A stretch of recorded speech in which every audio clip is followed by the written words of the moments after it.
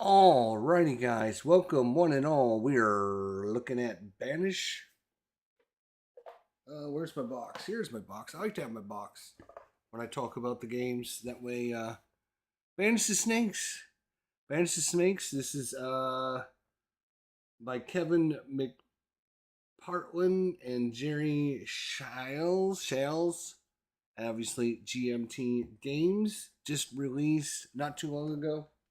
We're gonna go through a setup. We're gonna kind of go over. It is it's not super easy, I don't think, to like set this game up. So I thought I went through it, and it's not really that easy.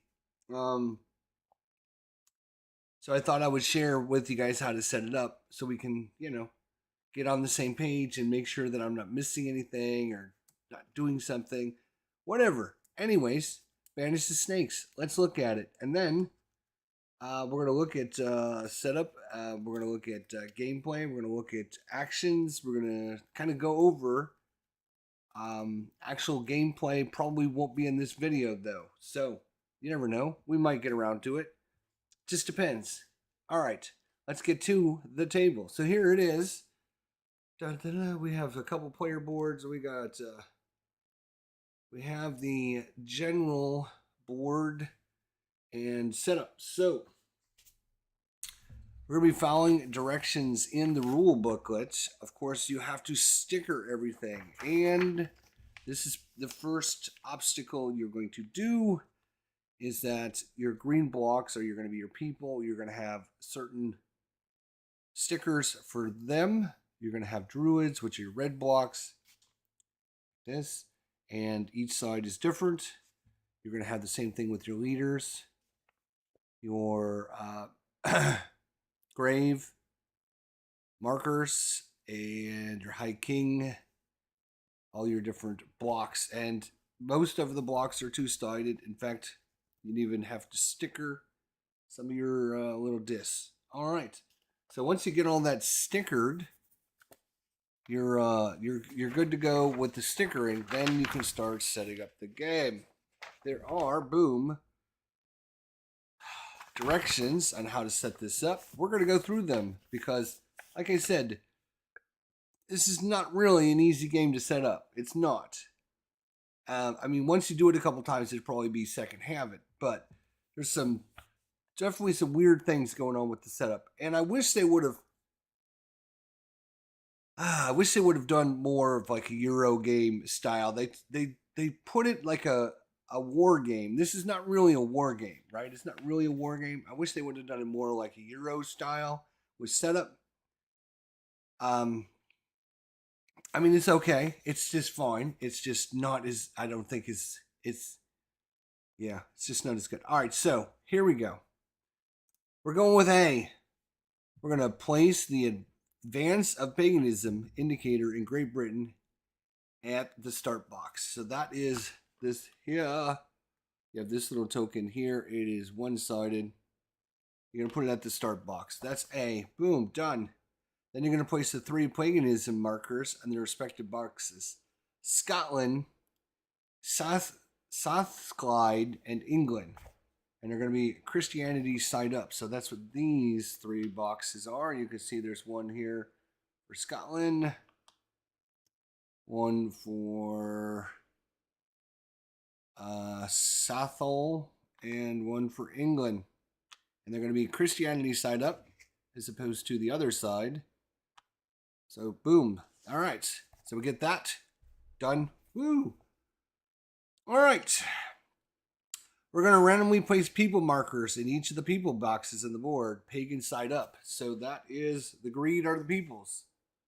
All right. So you're gonna put all your peoples, and you're gonna have 2 sides. One side is gonna be with a bunch of people on it and a minus number, and then on the other side is going to have like a 4-leaf clover or 3-leaf clover. And so this is the Christian side, this is the pagan side over here, and you're going to randomly put these out.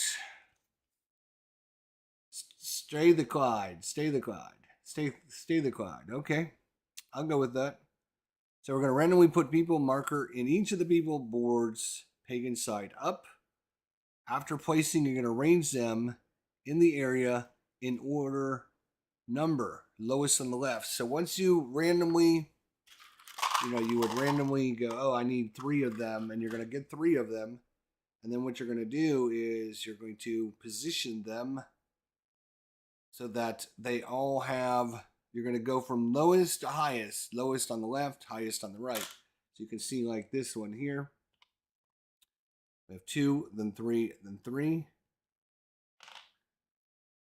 This one here happens to be 2, 2, 4. This one up here is 1, 2, 3, 4. This one is 4, 5, 6. So whatever you draw out, you're just going to randomly draw them out, and then you're going to put them on their pagan side, and then you're going to order them from lowest to the left to highest on the right. Pretty simple stuff there. All right. Cool.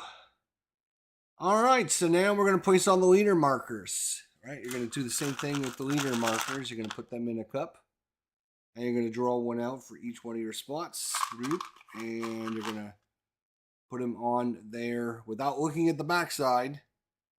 You don't know what their numbers are on the back. And then you're going to put them on the board again. All right.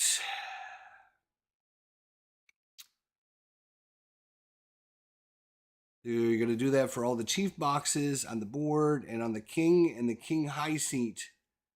All pagan side without looking at the other side. All right, so we're doing good so far. Then we're going to randomly place the druid marker. Again, you're not going to look at the back side because you don't know how strong these are. So you're going to randomly pull one out. You're not going to look at the back of it, and you're just going to set it on its location with the little leaf facing up.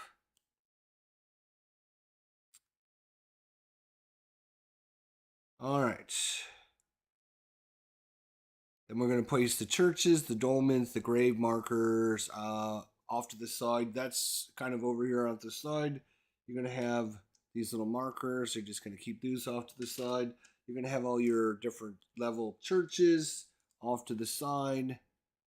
Just keep those out of the way. Here's our big church. All right. So keep those stuff out of the way. Then you're going to place the gift of the spirit cards to the side. That is on the back, you're going to have Gift of the Spirit cards like this. All right. And I think there's about 1, 2, 3, 4, 5, 6, 7, 8, 9 of them. Is that what I got? 9 of them? Probably 9. Okay. All right. All right. Then you're going to find your Banish the Snake event deck. You're going to find your Banish the Snake event deck, and you're going to look at it, and you're actually going to pull out all the cards that say anything from Scotland, and you're going to stack those up in a pile. Anything that says from Strathclyde, and anything that says from England, and you're going to create 3 different piles. All the ones that say from England. And I believe there's 5 of those cards. Then from Strathclyde. And that is 4 of these cards. And Tony, what's going on? I guess you should have been quicker on the pull the trigger, man. And then from Scotland. 1, 2, 3, 4. All right. There we go. So you're gonna pull those cards out of your event deck. Strathclyde, Strathclyde, Strathclyde. Oh my God. Strathclyde. So you're gonna go through your deck and you're gonna pull out all the cards that has Strathclyde. Whatever the hell. I mean, come on. Should have named it something a little easier. Now, this is where it gets difficult, people. This is where it gets difficult.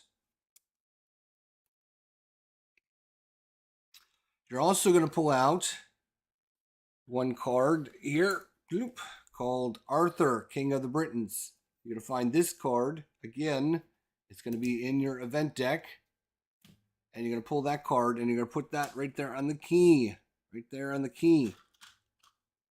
Excellent. All right. Then, all right.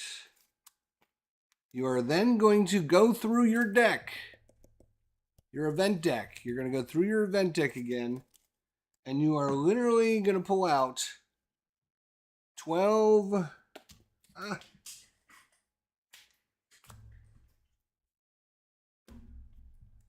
You're going to pull out 12 cards. You're going to find the ones down at the bottom that say deck, historic, or deck version.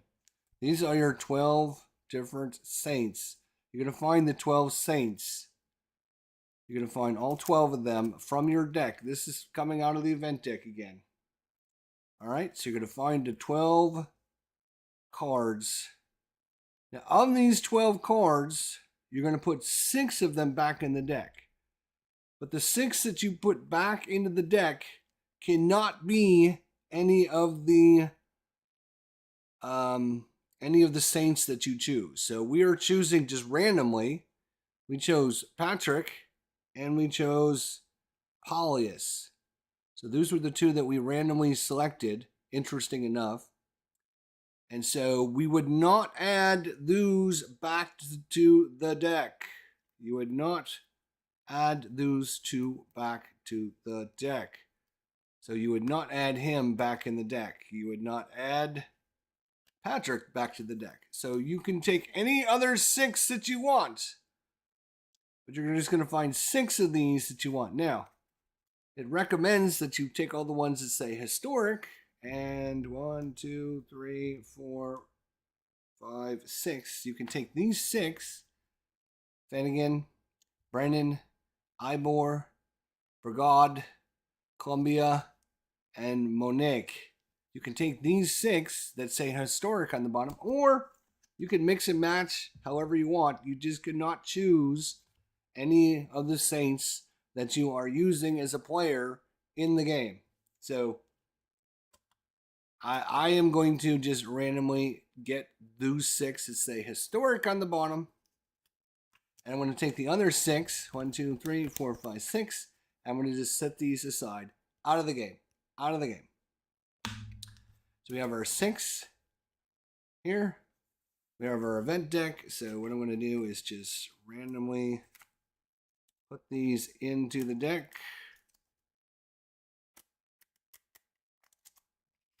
Again, it's not super confusing, but it's not super well done in the rule book with how to set this game up. So then you're going to put the 6 in your deck, your event deck, and you're just going to shuffle your event deck.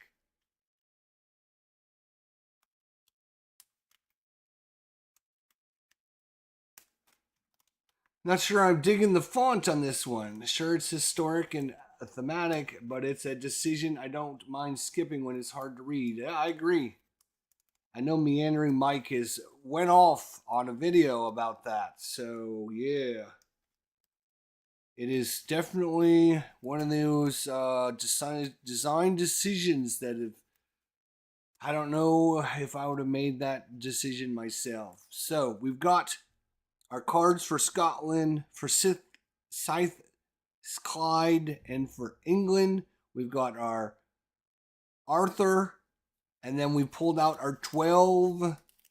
We pulled out our 12.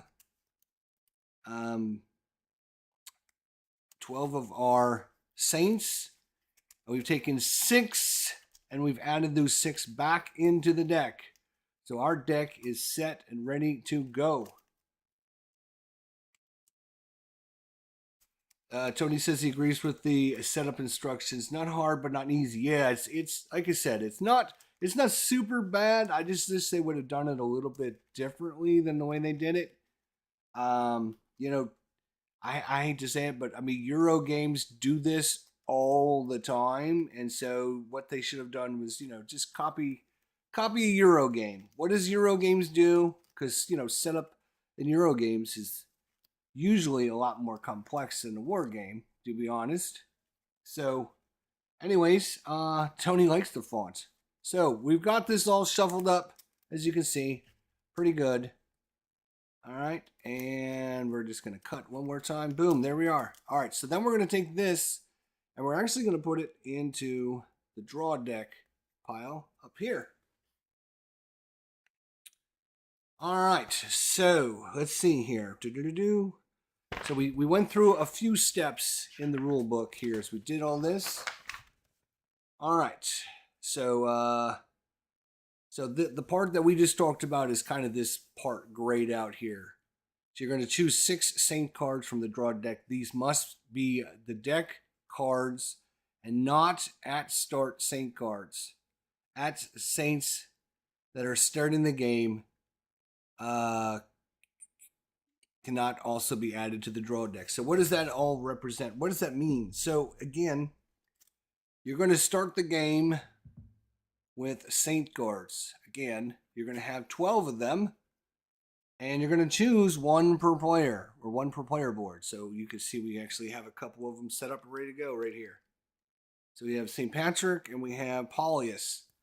Here's all the other ones. We could choose any one of them, right? We could, if we're playing with 3 people, 4 people, 5, whatever. So you're going to choose one of these. Notice they have a different back than your event deck. These are the cards that you're going to put on your player board. And these will be the cards that you will play with out on your player board. And again, they don't have the same back. The ones that you take out of the event deck, right, are still Saints, but they have a different back on the back of them. So again, a little confusing when you're reading through the rule book a couple times. You have to like double check. So that's why I'm doing this video, is to kind of show you guys how I'm interpreting things. So hopefully I'm interpreting it correctly. All right, then you're going to put your zeal marker on your play board, your action points, your chip, and then each one of your little pawns. So you're going to basically get the color and the little pieces out for your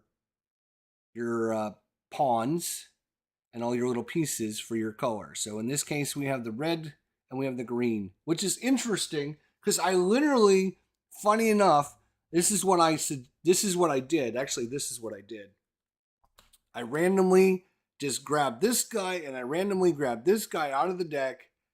When I was setting things up, I had this guy in the green, this guy in the blue. And then afterwards, I was like, oh, I wonder, if maybe I should go through like the example of play. And so I went to the example of play from the playbook, right? And funny enough, they actually had this guy in the red and St. Patrick in the green. So I was like, holy shit, that's what we got. No, wait, it's not. So all I did was take this guy, move him down here, and this guy up here, and literally that is the same thing that's in the example of play. Now I can follow along with their example of play. So if you're setting up at home with me, you can go through the example of play just by what we're doing here. Hopefully that would help.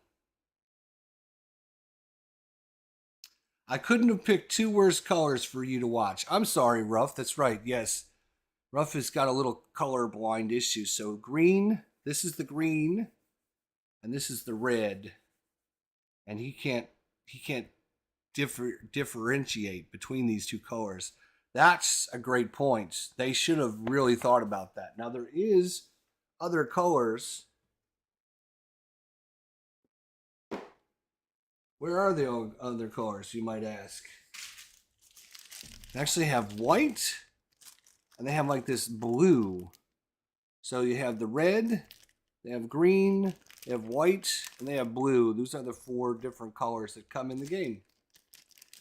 Jay, what's going on? Good to see you, my friend. Good to see you. All right, so let's go back to our...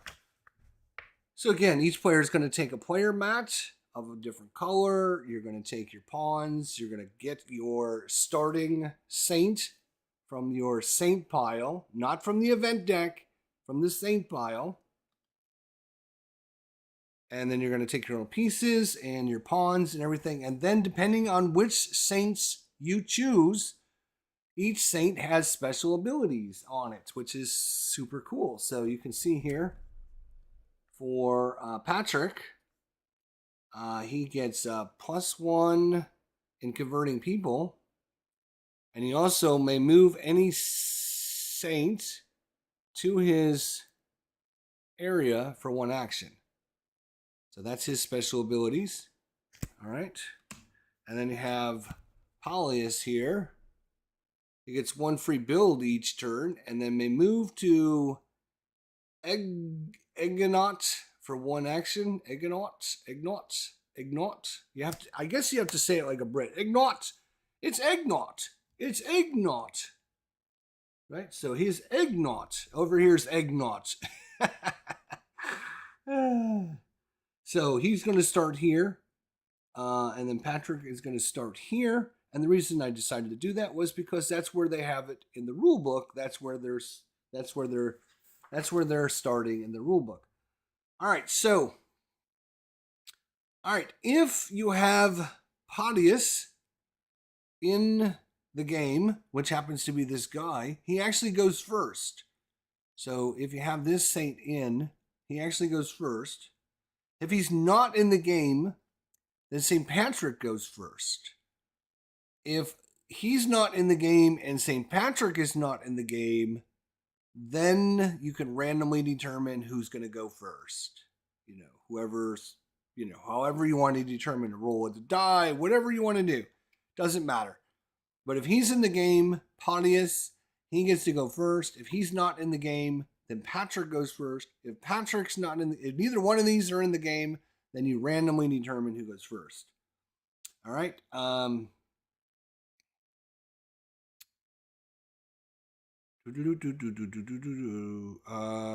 Give the turn marker to that player and then proceed clockwise, which I believe is this bishop. Ooh, cool. I kind of like that, actually. So, it's egg or not? Yes, it's egg not. Yes. All right, so then each player is going to take their little player action card, right? And here is kind of a overview of the diagram. Let's see if I can get my camera to actually... All right, so you have druids, which are the red pieces on the boards, right? You have relics and grave markers, which are part of this like blue actions on the board. You have the dolmens, which are going to be the yellow discs, right? Then you have come on, focus in. Come on. You can do it. I know you can. All right. Then you have the High King. You have the chiefs in the area. You have the people. And then on the back side, here is your player actions. So on your turn, this is what you're going to do. You're going to draw and resolve an event card.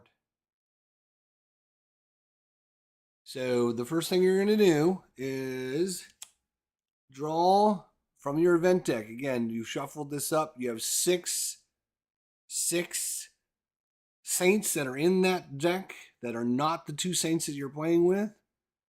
And what you're going to do is you're going to flip over a card and you're going to put it right here. And what's going to happen is, all right, you're going to look at the key card. This is the key card. And this will have an arrow on it. And that's going to tell you, when you flip over this card and you're going to place it in there, you're going to look at where the arrow is pointing, and that is the event you're going to do. So you can see with Arthur, King of the Britons, right? We're going to play this event first, which is cracks in your church are noticed by an altar boy and fixed. No event. So there we go. Structures collapse. So this obviously would have been a way worse event if we would have had to play it up here. But because we're playing with this key card, you always play this key card first. That's the key card that's down. You're going to do the event based upon where it's pointing to. So in this case, cracks in our church are noticed by an altar boy and fixed. We have no events, so nothing bad happens, which is good. Then you're going to take this card and you're going to slide it up. This card goes over here for the next card. When the next card comes out, right, boom, the next player's turn, we're going to look at the location that this card is pointing to, and so forth and so forth. So that's how you're going to proceed with your events. Every turn, your first action is to draw and resolve an event. Then you're going to take actions. Your actions you can do are prepare. You can do this as many times as you want. It gives you a +1 to your die roll. +1 to your die roll. You can do it 2, 3, 4 times, whatever, however many times you want to do. But it'll give you a +1 to your die roll, because what you're going to try to do is convert some of these druids, leaders, and people from paganism into Christianity. So let's just shuffle this up. So there we go. All right, so we got our event deck all created again. We have our Arthur, King of Britain here. Now, one thing about this card. This card is special. This card is special. You're going to use this for the very first turn for the event. But when it's done, this card actually goes into one of these boxes. I'm trying to remember which box it was, actually.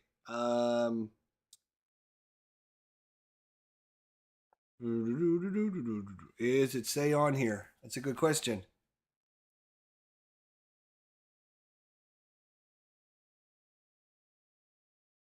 See, I wish this card would have said something on here, like after use, place into. I think it goes into the England box. I think it goes in the England box. Once your very first turn, you're going to use it for the event. It's going to do this, and then instead of going to the discard pile, I believe it goes to the England box. Boom, right here.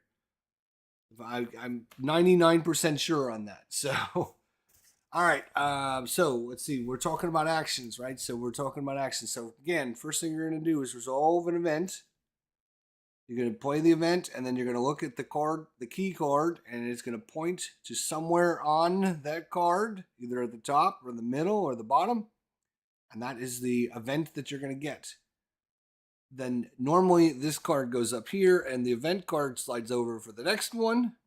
But this card, again, is special. This card is going to go into England once it's done. These cards, these decks for Scotland, for Pathclyde, and for England will come into play once this little track moves down. So we'll get to that here in a minute. But anyways, actions, taking actions, prepare. So again, you can prepare. Gives you +1 to your die roll. So when you're trying to convert something, let's say I'm trying to convert the people here. Let's say this guy right here is trying to convert the people. It's a -2. So what I'm going to do is I'm going to, come over here to my player board. And I'm going to put this on the -2 section. And then I look at the leader that's in the area. This leader is actually a -1. So I'm going to, anytime you get a negative modifier, you're going to slide it to the left. So a -1, sorry about that, -1 moves it this way, while positive moves it this way. So a -1 means, boom, we're going to move it to -3. So it's a -2 to convert this guy, because that's what it says, -2 on it. And then with the leader, again, the leader in the area is going to give us a -1. We'd have a -3. And then if we prepared, we spent an action to prepare, which gives us a +1 to our die roll, we simply slide this over. And let's say we prepare again, we're going to spend another action. Boom, I'm going to spend 2 actions preparing. And the reason you might want to do this is you can see the die roll down here at the bottom that you need. Right? This is the die roll that you need to beat to have a success. So in this game, obviously a 6-sided die. Where's my 6-sided die? Good question. Where did I do with my 6-sided die?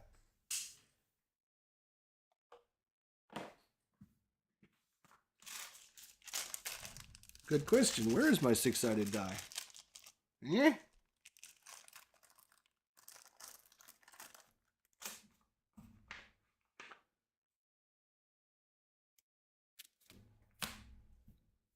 Crazy.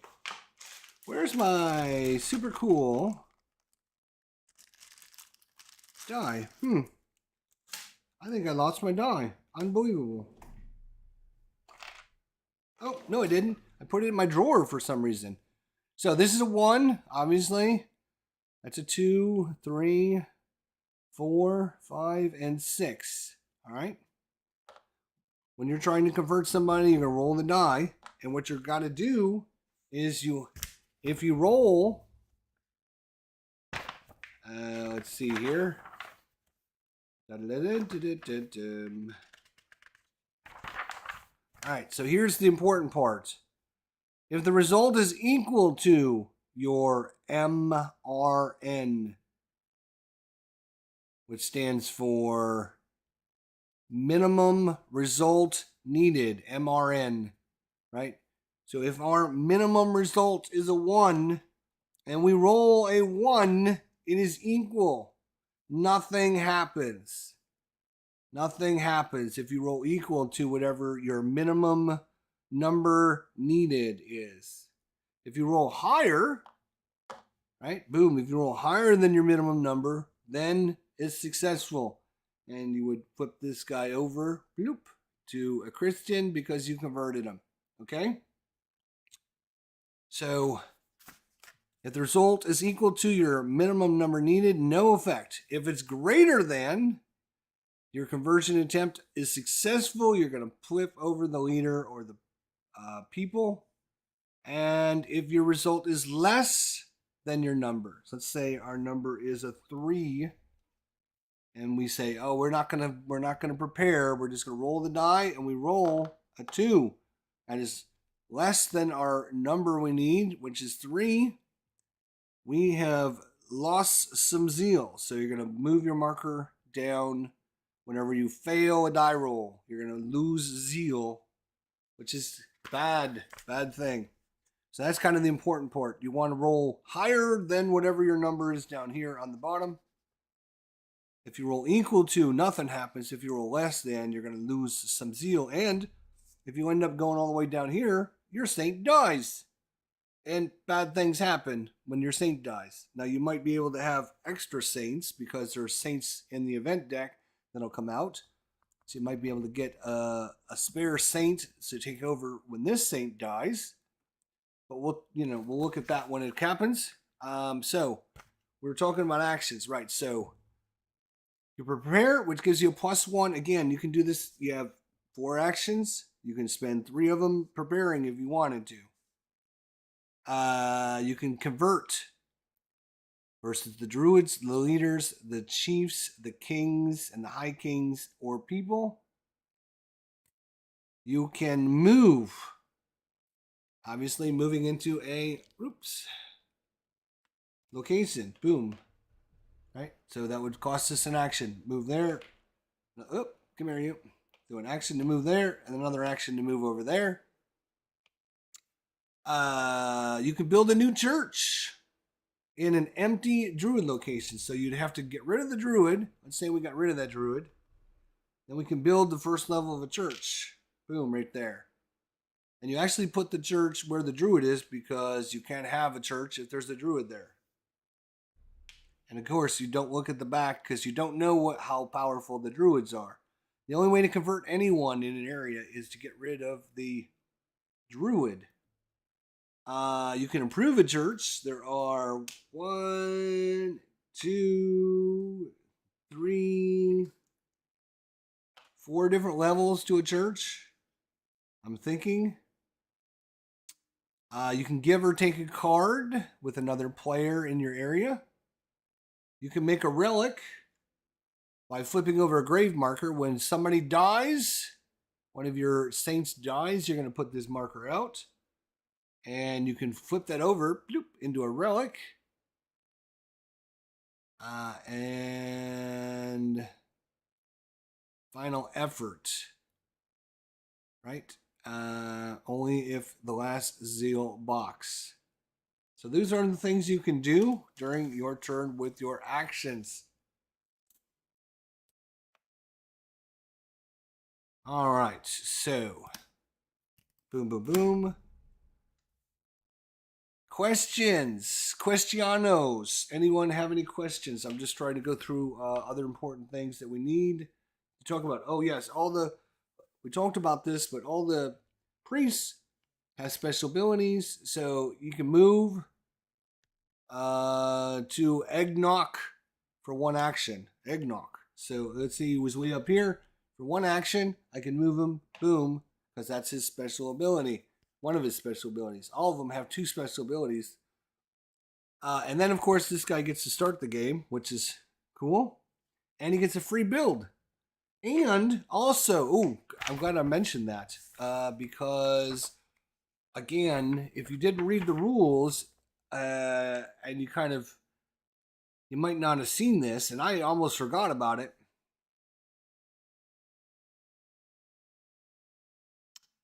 Okay,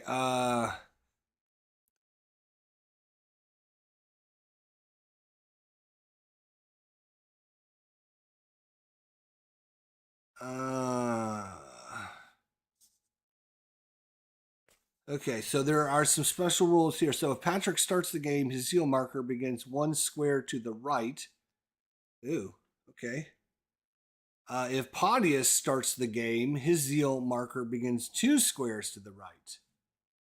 So, yeah, again, this information should have been highlighted somewhere. It's like, I mean, sure, it's in a gray box, so it's like, hey, read this, but still, I mean,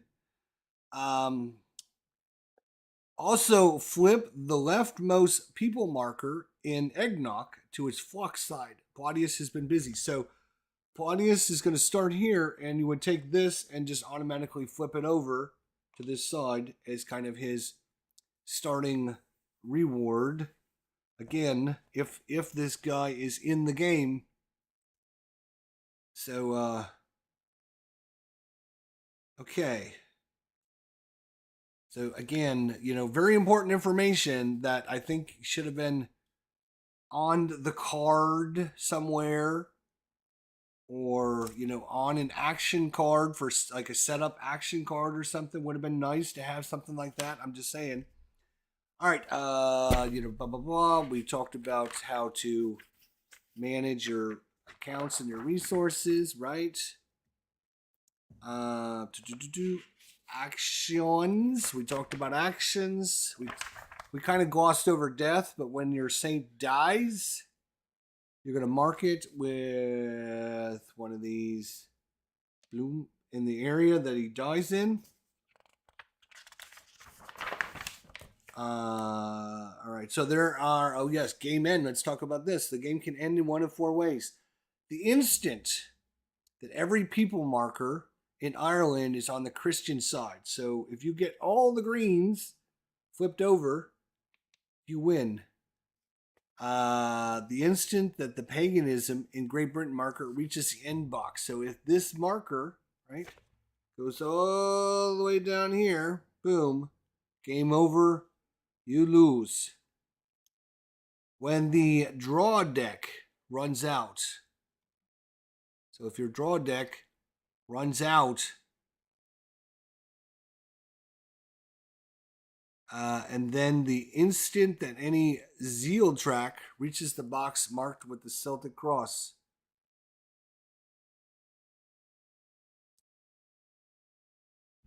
So when the game ends, you're going to count your total number of victory points, blah, blah, blah, blah, and that's going to give you your total. All right, and if you have 0 to 6 points, it's a total defeat. If you have 7 to 12 points, it's a partial defeat. You have 13 to 18 points, it's a partial victory. And if you have 19 to 21 points, it's a full victory. And then here's how to adjust your difficulty. either easier or harder. I'm sure Tony will be doing the beginner level because that's the way he does things. Solitaire play. If you want to play solitaire, there's going to be some adjustments. And then, of course, your credits. There you go. All right. So should we go through a little example play? Let's go through a little example play to show you the process and the flow of the game. Let's do that. Shall we do that? Everyone up for that? All right. So we're going to show a two-player game, which happens to be exactly what we have set up here with Pius and St. Patrick coming over here, and we got everything set up. Okay. All right.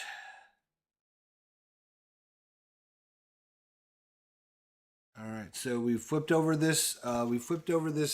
Place over here, right? Okay, we're good to go. All right, so Kurt's first turn. Kurt begins by drawing the top phase of the event deck and places.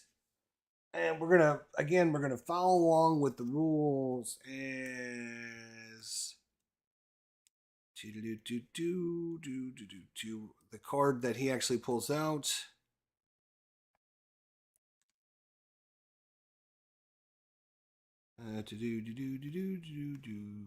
Disease or America. Okay, that's the one. We'll just shuffle this up. All right. So he pulls out first event, and it happens to be disease or a miracle. And again, we have the Arthur, King of Britons, which is going to show us where we're going to be playing. And it's going to be, it's a miracle. Improve your zeal by 2 squares. Disease or a miracle? It's a miracle. Dun, dun, dun. All right. So Arthur card is put to do. Okay, so it's a miracle. So Paulius improves his zeal by 2 spaces. So he's going to improve his zeal by 2 spaces. Wow, that is awesome. All right.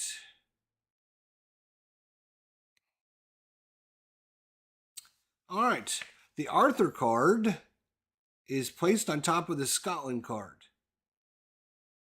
And the miracle card is, okay, so remember how I told you that Arthur, King of the Britons, goes in the England pile? No, it goes in Scotland. Sorry, it goes in the Scotland pile.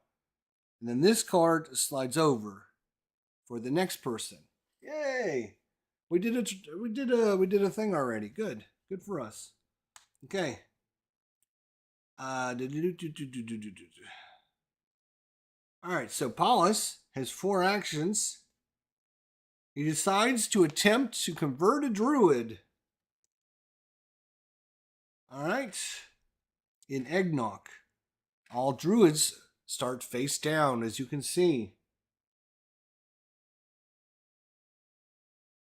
It only takes 1 action to try and debate a druid. But Kirk decides that he's going to spend 2 actions to prepare. So he's going to spend an action here to prepare. So he gets a +1. And he's going to spend another action to prepare. So he's going to get a +2 to his die roll. +2 to his die roll.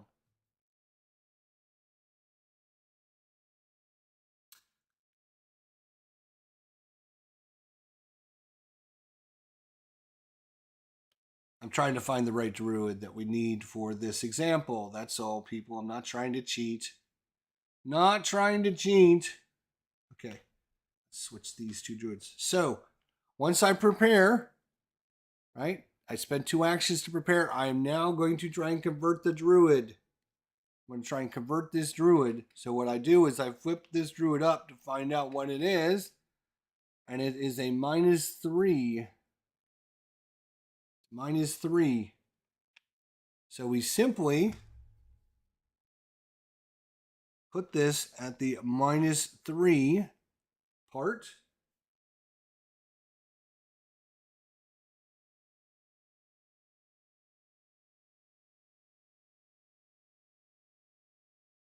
Okay, so he's got the -3 from the druid, right? and he's converted, or he's spent 2 actions trying to ready. So he's going to move this 1, 2 to the right. Again, positive goes this way. It says right there. Positive modifier slide this way. Negative modifier slide it this way. So as long as we roll more than a 1, we will convert this druid. And we rolled a 3. We converted the druid. Yay! So, just like in the real world,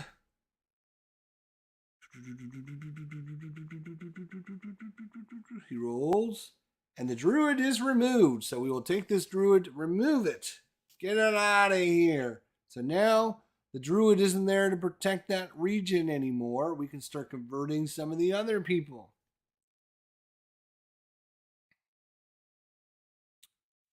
All right. Now, Kurt also uses Polyus's 2 special abilities. 1 free build each turn to build a church in the now empty Druid church box. So Paulus, again, has a special ability. 1 free build each turn and may move to Eggnog for 1 action. So he is going to build for free, doesn't need to spend an action. No action necessary, it's free. He can put this down there because the druid's not there anymore. So now we can build that church there for free. All right.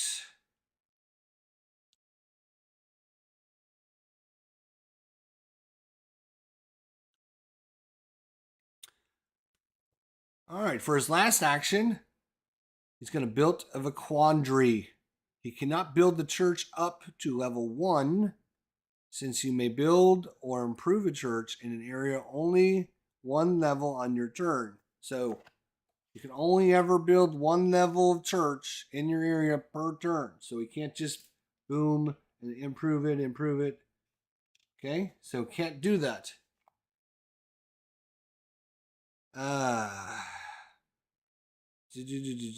The next people will be difficult since they are a -4 and influenced by their -1 chief.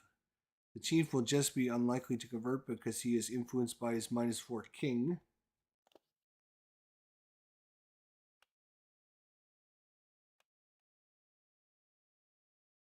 Put this over here like this.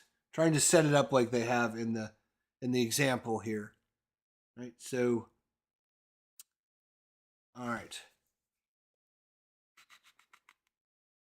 All right, so we're going to move Pontius to the next area north. So we're going to just move him, boom, up here, right there. He's going to maybe start working on converting some of these guys next turn. All right. So he's going to then pass the first player token to Patrick. And it's now Patrick's turn. All right, let's see what Patrick does. Okay, so he's going to begin. What is he going to do? Remember, first thing he's going to do is draw and resolve an event card. Boom. So he is drawing local skirmishing. All right, let me get the card. I need to grab the card.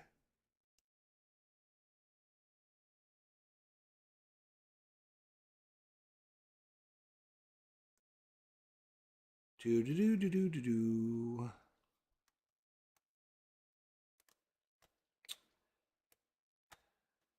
There we go. All right. So again, you would not be going through the deck like this. You're just going to shuffle it up. You're going to pull the top. You're going to pull the top card out. I'm just trying to match what they're doing in the rule book for us. So, all right. So we would just obviously just grab the top card and we're going to look at it. It happens to be local skirmishing, but this time, right? We have to follow along with the arrow from this card. This is our key card now. Remember, this is the card we drew last time. Disease or a miracle. So now this one is telling us we're going to have to look at this area, which is defeat. Remove or replace the chief from the area you are in. Uh-oh. So, let's see what all this means, my friends. Okay. Kevin removes the first remove a church from its area and lose the zeal for that removal. What?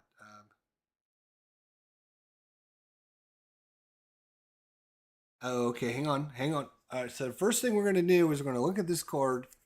It actually says local skirmishing. Lose one zeal. Remove a church from your area you are in, if any. So we have to do this first before we do any of this. Right? So this is the way it's set up on the playboard up there. Right? But the first thing we're going to do is lose a zeal, remove a church from the area you're in, if any. All right, so we can see right here, Patrick is not in an area with the church. We know that because there's the druid there. So there's no church. We don't have to worry about that. But he is going to lose a zeal. So he's going to go down on the zeal from here to there. All right. Not all cards have what they call a card directive. So this is what they're calling a card directive. Not all cards have like text up at the top that you need to do. Like you can see this one that we did last time didn't have any text up there. So just some of the cards will have that text up at the top. You're going to do this text, and then obviously based upon where the arrow is, that's what we're going to do, which happens to be defeat, remove and replace the chief from your area. So at the yellow level, the event calls for the chief in your area that you're in to be removed and replaced. So a new chief is pulled from the container with the leader and placed pagan side up without looking at the Christian side. All right, so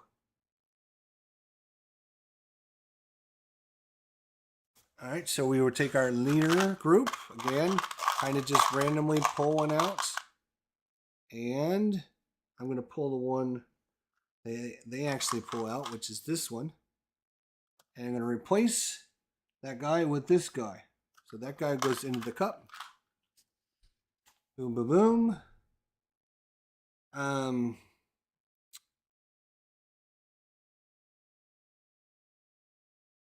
All right, so it's placed pagan side up because a majority of the people are pagan. You can see they're all pagans, actually.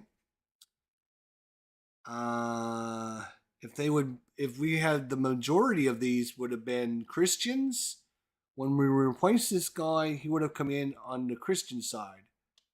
But unfortunately for us, it's early in the game, so we don't have that. The old chief is tossed into the container, which we did. We just, take the other one, put it in the container. All right, so now what we're going to do is we did that event. So this one slides up. This one slides over. So now you can see we're going to do a green event, these are usually good, right? We're going to do a green event coming up. That's good. All right, let's see what I can do with my actions now. All right, so I've got 4 actions. He's going to try and convert the druid in his area. Get rid of those nasty druids. So he's also going to spend 2 actions to prepare. 1, 2, 2 actions to prepare. That's going to give him a +2 to his die roll.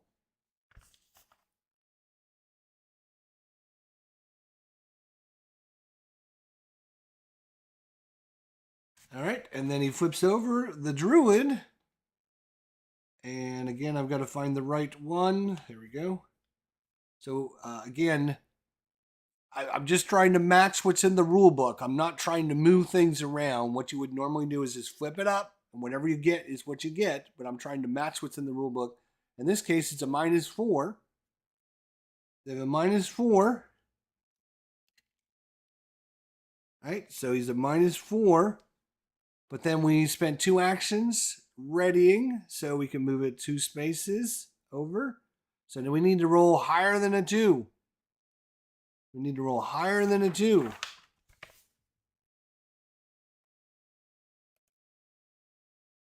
Okay, let's see what we roll. And we roll a 3. Whoa, just barely. Woo, that was close. Holy cow. So the druid is removed from the area. We've beaten the druid. So the druid again goes into our stack of druids here, face down with all the other ones. Just keep those out of the way and just shuffled up. That was another action. So I have one action left. One action left.